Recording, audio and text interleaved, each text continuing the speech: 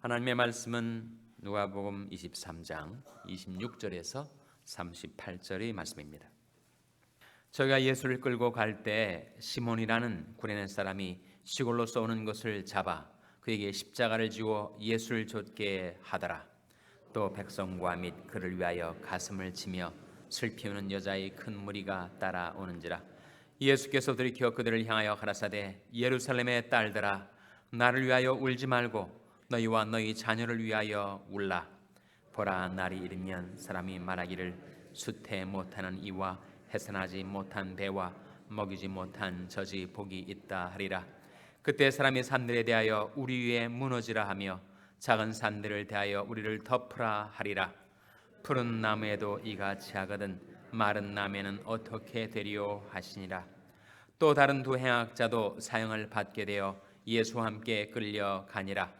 해골이라는 하는 곳에 이르러 거기서 예수를 십자가에 못 박고 두 행악자도 그렇게 하니 하나는 우편에 하나는 좌편에 있더라. 이에 예수께서 가라사대 아버지여 저희를 사하여 주옵소서 자기 하는 것을 알지 못함이니이다 하시더라. 저희가 그의 옷을 나누어 제비 뽑을세 백성은 서서 구경하며 관원들도 비웃어 가로되 저가 남을 구원하였으니 만일 하나님이 택하신 자 그리스도여든 자기도 구원할지어다 하고 군병들도 희롱하면서 나와 신포도주를 주며 가로되 내가 만일 유대인이 왕이여든 내가 너를 구원하라 하더라. 다 같이 읽으시겠습니다. 그 위에 이는 유대인이 왕이라 쓴 패가 있더라. 아멘. 할렐루야. 설교 평강의 복을 기원하는 마음으로 샬롬 인사 나누시기 바랍니다. 샬롬. 샬롬. 오늘 사순절 38번째 새벽 기도회입니다. 고난주간 목요 새벽 기도회 잘 나오셨습니다. 오늘 목요일을 가리켜서 뭐라고 하죠? 세족 목요일, Maundy Thursday라고 하는 예수님께서 오늘 제자들과 함께 최후의 만찬을 나누시고 만찬 석상에 일어나셔서 허리에 띠를 띠고 대야에 물을 담아 제자들이 발을 씻으신 바로 세족 목요일이 오늘입니다. 그리고 내일이 바로 우리 주님의 순환일, 우리 주님께서 우리 죄를 위하여 십자가에 달리신 성금요일입니다. 잘 아시는 대로 성금요일 예배가 저녁 7시 반에 음악 예배와 성찬식으로 진행이 됩니다. 가능하신 분들은 검은 정장을 하고 내일 저녁 7시 반 성금요일 예배에 참석해 주시기를 바랍니다. 오늘 본 말씀 누가복음 23장 26절 말씀 한번 같이 읽겠습니다. 23장 26절 말씀입니다. 시작. 저희가 예수를 끌고 갈 때 시몬이라는 구레네 사람이 시골로서 오는 것을 잡아 그에게 십자가를 지고 예수를 좇게 하더라.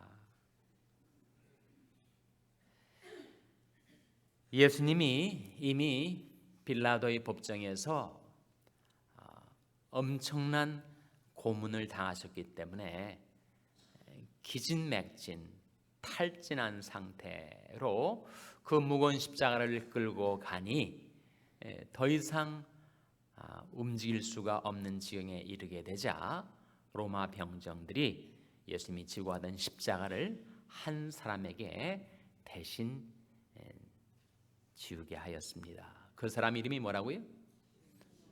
시몬입니다.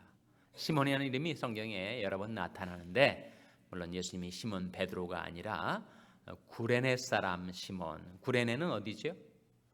구레네는 지금의 북아프리카 리비아 지방입니다. 그러니까 이 리비아 지역, 북아프리카 지중해 연안 지역에 살던 이 시몬이라는 사람, 아프리카 본토인일까 아니면 디아스포라 유대인일까?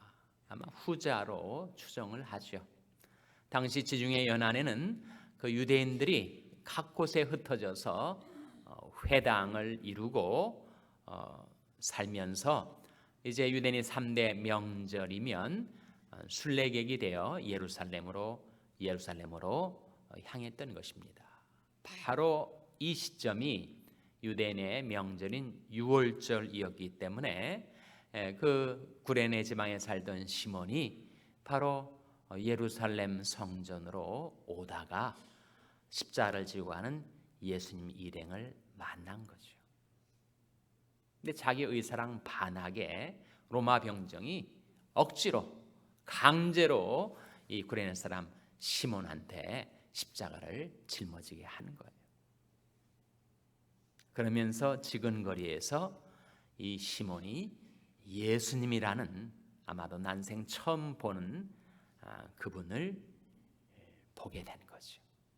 그분이 당하는 고통 속에서 그분이 갖고 계셨던 연민의 눈빛, 자기한테 그 몹쓸 짓을 하는 악인들을 향한 용서의 기도, 이 모든 것을 지켜보던 이 시몬이 처음에는 자기가 원치 않게 십자가를 지고 갔다가 예수님을 믿게 된 거죠. 어떻게 할 수 있는가? 이 사람이 예수님을 믿었는지 안 믿었는지 끝까지 내가 왜 이 십자가를 져야 하는 거야? 불평하면서 튕겨져 나가지 않고 그가 예수님을 만나는 순간 회심하고 예수님이 제자가 되었다는 사실을 성경은 여러 곳에서 증거를 합니다. 이 마가복음 15장에 보면 이 시몬이라는 사람에게 두 아들이 있었어요. 알렉산더하고 루포라는 사람이 그 아들이었습니다. 아내가 물론 있었죠. 그런데 세월이 흘러서 20-30년이 지난 다음에 아마도 시몬은 죽었을 거예요. 그의 아내와 둘째 아들 루퍼는 살아서 인생 유전이라고 이 북아프리카에 있다가 또 예루살렘에 왔다가 또 그의 가족들이 이번에는 로마로 간 겁니다. 로마로. 사도 바울이 주후 57년경에 고린도에서 이 로마서를 쓸 때 그때 이 시몬이 아내하고 그리고 둘째 아들 루포가 로마 교회의 교인이 된 거예요. 그래서 바울이 그것을 알고 이렇게 말을 합니다. 주 안에서 택하심을 입은 루포와 그의 어머니에게 문안하라. 그의 어머니는 곧 내 어머니니라. 그러니까 바울이 하는 말이거든요. 그러니까 루포의 어머니를 자기의 신앙의 어머니로 모시게 되었다는 거죠. 예수님이 십자가를 지신 사건이 주 한 30년 경이고 바울이 로마서를 쓸 때가 주 57년 경이니까 거의 한 30년이 흘러서 전혀 신앙도 없고 예수님도 모르고 내가 왜 십자가를 지는 거야 투덜대면서 억지로 십자가를 졌던 이 시몬이 예수를 믿었더니 어떻게 된 거예요? 주 예수를 믿으라. 그리하면 너와 내 집이 구원을 얻으리라. 자기 아내도 예수를 믿고 자기 두 아들들도 예수를 믿고 그래서 초대교회의 유력한 지도자들이 되고 그리고 둘째 아들 루퍼는 자기 어머니와 함께 로마로 또 흘러들어가서 거기서 살다가 로마 교회의 교인이 되어서 지금 사도 바울이 서신 로마서를 받게 된 겁니다. 정말 우연 아니겠어요? 시골에서 원래 유대계 리비아인으로서 구레네인으로서 예루살렘에 순례길을 왔다가 시골로서 오다가 예수님이 일행을 만났다가 억지로 로마 병정이 강제로 지워주는 십자가를 졌다가 예수님 만난 시몬이 회심하고 예수님도 구원받고 그 때문에 그의 아내도 아들들도 구원받고 세월이 흘러서 두 아들들은 그렇게 초대교회의 유력한 일꾼들이 되고 그의 아내는 사도 바울의 영적인 어머니 신앙의 어머니가 되고 정말 이 시몬이 마지못해서 십자가를 질 때는 전혀 예상치 못했던 일들이 그 위에 펼쳐진 거죠. 자기가 원해서 자발적으로 십자가를 졌던, 자기가 원치 않지만 상황이 자기에게 그런 십자가를 지게 했던, 그것은 중요하지 않습니다. 내 몫에 태인 나의 십자가를 지고 주님을 따를 때 주님께서 우리들에게 하신 약속들이 얼마나 놀랍게 이루어지는지, 정말 우리는 시간과 공간 속에 갇혀 사는 한낱 피조물이기 때문에 우리는 내일 일을 알지 못하고 내 인생의 앞날에 어떤 일들이 펼쳐질지를 우리는 예상하지 못합니다. 예레미야의 고백대로예요. 여호와여, 내가 알거니와 인생의 길이 자기에게 있지 아니하니 걸음을 지도함이 걷는 자에게 있지 아니하니이다. 우리 인생의 길이 자기에게 있지 않습니다. 여러분이 아마 동일한 경험, 공감을 하실 거예요. 여러분도 이렇게 고국을 떠나서 미국에 살게 된 것, 미국이 그렇게 넓고 지역이 많은데 서부 캘리포니아에서도 이 사우스베이 지역에 사시게 된 것, 또 여기에서 여러분이 먼저 예수를 믿었더니 주님의 약속대로 집안에 한 사람 한 사람 예수 믿게 해주신 것, 또 이렇게 또 샬롬 교회라는 하나님의 한 교회의 교인이 되어서 신앙생활을 하게 되는 것, 여러분 계획하신 것이 아니지 않습니까? 예상인들 했겠어요? 저도 예상 못했습니다. 저도 미국에 왔다가 한국에 돌아갈 생각을 했는데 이민 목회자가 된 것, 동부에서 목회하다가 서부에 와서 목회하게 된 것, 또 샬롬 교회를 섬기게 된 것, 제가 계획한 것 하나도 없습니다. 제게 지워진 십자가였었죠. 그러나 십자가를 지고 주님을 따를 때 주님께서 우리 삶 속에 약속하신 하나님의 놀라운 약속, 귀중한 약속들을 하나씩 하나님께서는 이루어 가시는 것입니다. 주 예수를 믿으라. 그리하면 너와 내 집이 구원을 얻으리라. 하나님께서 예수를 믿은 여러분과 여러분 때문에 시몬처럼 여러분이 온 가족 집안에 하나님이 구원이 이르게 되시기를 주님의 이름으로 축원합니다. 처음에는 영문도 모른 채, 원치도 않은 채 십자가를 지고 주님을 따랐지만 그것이 하나님의 섭리의 시작이 되어서 여러분의 삶 속에 하나님의 놀라우신 섭리와 뜻이 여러분의 인생길에 펼쳐지고 이루어지게 되시기를 주님의 이름으로 축원합니다. 주님께서 십자가를 지고 가시면서 뒤따르는 많은 여성들, 주님이 당하는 고초를 보고 눈물 짓는 여인들을 향하여 이렇게 돌아서시면서 하신 말씀이 28절에 나오죠. 28절 말씀 같이 읽겠습니다. 시작. 예수께서 돌이켜 그들을 향하여 가라사대 예루살렘의 딸들아, 나를 위하여 울지 말고 너희와 너희 자녀를 위하여 울라. 예수님 때문에 울지 말고 너희와 너희 자녀를 위하여 울라. 우리에게 이런 울음이 있다는 것은 복받은 증거라고 말씀합니다. 산상순이 8복 중에서 두 번째 복이 뭐죠? 애통하는 자는 복이 있나니 저희가 위로를 받을 것이며. 아니 내가 왜 울어야 한단 말인가? 뭐 때문에 울어야 한단 말인가? 우리와 우리 자녀를 위해서. 우리와 우리 자녀들이 죄 때문에 애통하고 통회하고 자복하고 회개하는 자는 복이 있다라고 말씀하시는 거죠. 어머니 눈물이 기도가 있는 자식은 결코 망하지 않습니다 라고 하는 성 암브로스 감독의 말대로 우리가 우리와 우리 자녀들 위해서 울 때 그때 우리는 하나님께서 우리에게 주시는 진정한 기쁨과 희락을 맛보게 될 것입니다. 주님께서 말씀하시기를 나무에 관한 말씀을 하시죠. 31절에 보시면 이런 말씀이 나옵니다. 31절 한번 같이 읽겠습니다. 시작. 푸른 나무에도 이같이 하거든 마른 나무에는 어떻게 되리요 하시니라. 무슨 뜻일까요? 나무는 뭘 가리킵니까? 성경에서 종종 나무는 사람을 가리켜요. 푸른 나무는 뭐고 마른 나무는 무엇인가? 예수님은 푸른 나무, 나는 포도나무요 라고 말씀하신 대로 예수님은 푸른 나무, 생명나무. 예수님께 접붙임바 되면 우리는 생명을 얻죠. 주님에게는 은혜와 의가 넘쳐나는 푸른 나무, 생명의 진액이 넘쳐 흐르기 때문에.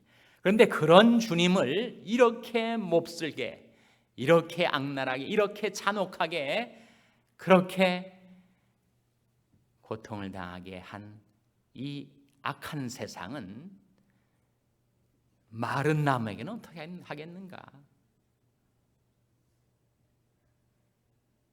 은혜의 수액도 의 진액도 없어서 말라버린 마른 나무는 얼마나 심판의 불에 잘 타서 쓰러져 가겠는가? 장차올 심판을 경고하고 있는 말씀이에요. 예수님에게도 이렇게 악랄하게 잔혹하게 행한 이 세상은 마른 나무에게는 더 얼마나 심하게 하겠는가?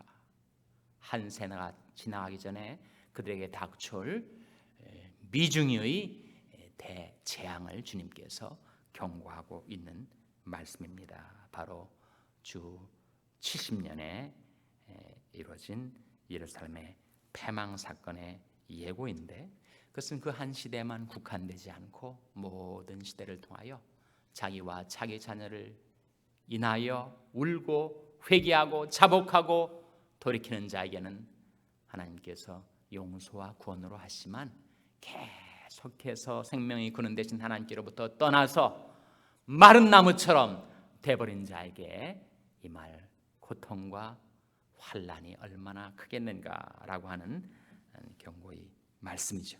33절에 보시면 이런 말씀이 나옵니다. 해골이라는 곳에 이르러 거기서 예수를 십자가에 못 박고 두 행악자도 그렇게 하니 하나는 우편에 하나는 좌편에 있더라. 해골이라는 곳, 지명이 뭐라고요? 이것이 바로 골고다, 갈보리. 예수님이 십자가에 못 박히신 것이 골고다 언덕입니까? 갈보리 산입니까? 찬송가 가사에 보면 갈보리 산 위에 십자가 섰으니, 갈보리 산이 나오고 또 골고다 언덕이 나오니 어떤 게 맞는가? 어떤 게 맞아요? 네, 둘 다 맞습니다. 골고다는 히브리어로 해골이란 말이고, 갈보리는 라틴어로 해골이란 말이에요. 산 높은 산은 아닙니다. 성지순례를 갔다 오신 분들은 아시겠지만 언덕 정도 되는 그 갈보리 언덕, 골고다 언덕에서 주님께서 십자가에 매어 달리신 것이죠. 34절 말씀 같이 읽겠습니다. 34절 말씀 시작. 이에 예수께서 가라사대 아버지여 저희를 사하여 주옵소서, 자기 하는 것을 알지 못함이니이다 하시더라. 저희가 그의 옷을 나눠 제비 뽑을세. 가상 7원, 십자가상의 7원 가운데 몇 번째 말씀이에요? 그것이 바로 첫 번째 말씀, 제 1원입니다. 아버지여 저희를 사하여 주옵소서, 자기 하는 것을 알지 못함이니이다. 그렇게 악랄하게, 그렇게 잔혹하게 주님이 손과 발에 못을 박는 무지막지한 로마 병정들, 정말 자기들이 뭘 하는지도 모르는 거죠. 자기들이 이제 못을 박고 처형하는 십자가에 달리신 분이 누구인지도 모르는 겁니다. 그들은 악의 하수인이 되어서 자기들이 하는 일을 알지 못한 채 큰 죄를 범하고 있었는데, 주님은 그들의 용서를 위하여 아버지께 기도하셨습니다. 기독교 복음의 핵심에는 바로 용서가 있죠. 만일 그것이 없다면 우리는 지금 살아 있을 수가 없었을 거예요.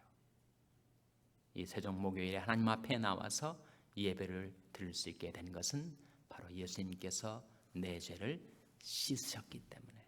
이게 세족의 뜻이 아닙니까? 물론 섬김의 의미도 있지만 영적인 깊은 의미는 바로 예수님께서 시몬 베드로에게 발을 씻어주려 하실 때 주님이 제 발을 씻어 주시다니요, 절대로 못 씻습니다. 그때 예수님께서 뭐라고 대답하십니까? 시몬아, 내가 너희 발을 씻지 아니하면 네가 나와 상관이 없느니라. 나와 예수님이 상관이 있게 된 것, 나와 하나님이 상관이 있게 된 것은 주님께서 내 발을 씻어주셨기 때문에, 내 죄를 씻어주셨기 때문에.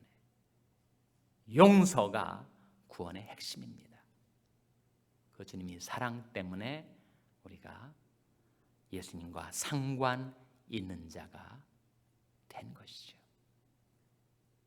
바로 이 주님의 기도, 우리도 로마 병정처럼 우리가 행하는 일을 알지 못한 채 주님에게 많은 악행을 저지르며 살아왔지만, 그러한 우리들 심판하지 않으시고 우리 용서를 위하여 기도하셨던 우리 주님 때문에 우리가 지금도 하나님을 섬길 수 있게 된 것입니다. 가서 너도 이와 같이 하라. 용서받은 죄인으로서 남 용서하며 살아가는 저와 여러분 될 수 있기를 주님의 이름으로 축원합니다. 기도하시겠습니다. 오늘 말씀 기억하며 하나님, 저희들도 십자가를 지고 구원과 용서를 전하게 주시옵소서. 기도하시기 바랍니다. 우리 자녀들을 위해서 기도할 때 하나님, 저희 자녀들의 죄를 용서하여 주시고 알렉산더와 루퍼처럼 저들도 주님의 일꾼들이 되게 주시옵소서. 주님의 구원과 사랑을 전하는 자녀들이 되게 주시옵소서. 기도하시기 바랍니다. 병상에 연약한 지체들을 위해서 기도해 주시기를 바랍니다. 생명의 하나님, 생명의 성령의 능력으로 저들의 생명을 소생시켜 주시옵소서. 위하여 기도해 주시기 바랍니다. 우리 샬롬교회를 위해서 기도할 때 하나님, 저희 샬롬교회가 저희 교회에 지어주신 십자가를 지고 주님을 따르며 주님의 구원과 용서를 전하는 교회가 되게 해달라고 기도해 주시기 바랍니다. 여러분의 생업을 위해서 기도하시고 소중한 사람들 사역을 위해서 기도해 주시기 바랍니다. 하나님, 저희들을 성령으로 충만케 하셔서 사명 감당케 하여 주시옵소서. 이러한 제목들로 우리 합심해서 기도하겠습니다.